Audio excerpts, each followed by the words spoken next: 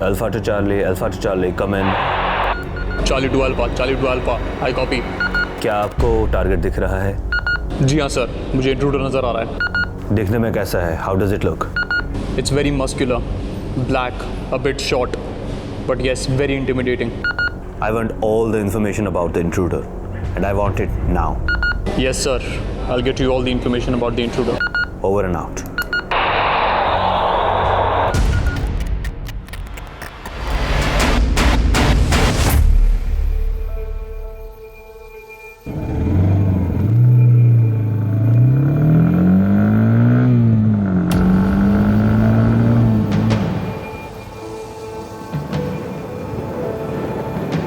Well, I'm sure that the bike that you're seeing in front of you kind of reminds you of a legendary Suzuki bike. I'm talking about the M1800.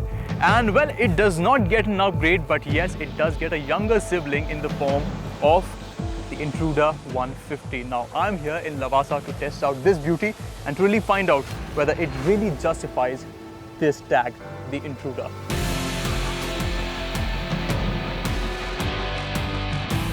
This is Suzuki's idea of a city cruiser, the Intruder 150. This bike carries forward the rich legacy of the legendary Suzuki M1800. But just because it looks like the brawny 1800cc cruiser doesn't mean it's anywhere near it. The reason? Too much of plastic. The most eye-catching feature, apart from the extended Intruder-like headlamp, is the extended side shroud. Gives the Intruder a very muscular look. Standard halogen AHOs and LED tail light get the job done. The large 41mm front forks and the rear monoshock gobble potholes very easily. Though the bike has a very low stance, the 170mm ground clearance is enough in case you encounter any surprises while riding. At 2130mm, the bike looks stretched.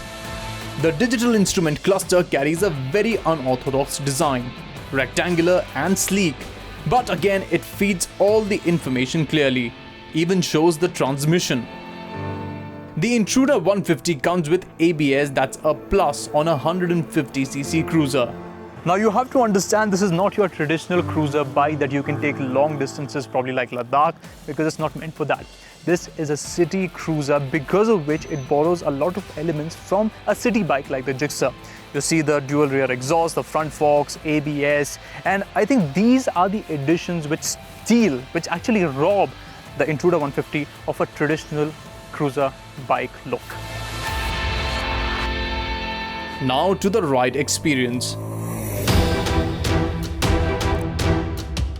The Intruder 150 carries forward the same engine as the Gixxer 150 with max power of 14.59 bhp and max torque of 14 Nm. The bike lacks that extra punch you would want in a cruiser bike. It's a good thing that this one is light. The Intruder 150 feels planted while riding, and because of the low stance, cornering is comfortable.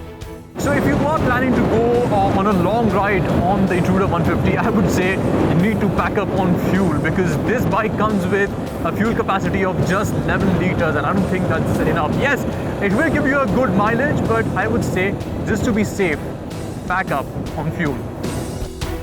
The foot pegs and the transmission pedal are all located in front of the engine, exactly like the Avenger series. You'll have to get used to this placement. Took me a while. Not a big fan of the twin-muffler exhaust. The angular design becomes more of an obstruction for someone wanting to attach a saddlebag or any other kind of accessory. Suzuki do have high hopes with the Intruder 150. While the design of this bike could get polarizing options, it will appeal to cruiser buyers who want a big bike feel at commuter prices. As for this bike, it's good, but nowhere near the original Intruder. Hence, lots of room for improvement.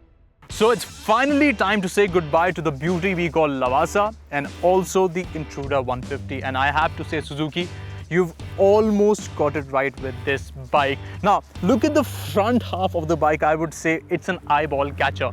But I can't say the same about the rear of the bike. In the sub 1 lakh category, it is a decent competitor against the likes of the Avenger 150. But for the riders who are willing to buy this bike, I would say give it some time. You will fall in love with it.